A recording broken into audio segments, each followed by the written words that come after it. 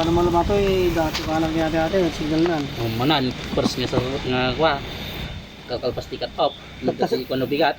Natugtata. Ito ka. Nagkata natin linggat po yung tangunan. Okay guys, maglilinis kami ngayon ng helmet kasi wala pang jumper. Siya po si pinakamasipag na si Pren Operator sa Quezon.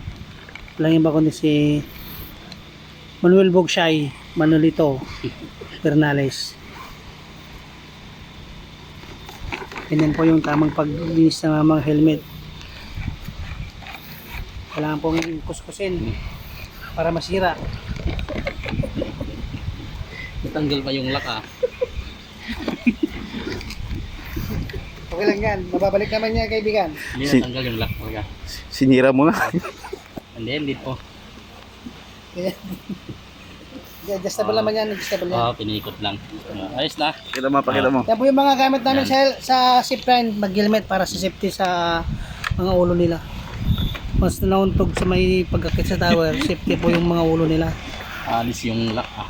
Kailangan pong linisin po yan para mabango, para araw-araw pong presentable sa mga mag-zipline. Ganyan po yung ginagawa namin po araw-araw. Siya po ngayon yung nakatukang maglinis ng helmet. Siya po si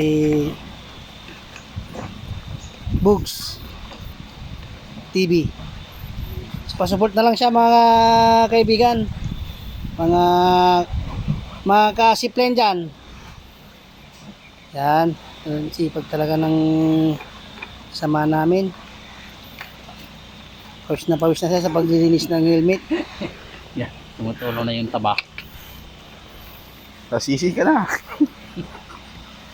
Kulang na lang ng margarine para igisa na. Nasisi ka na o sising-sisi ka na.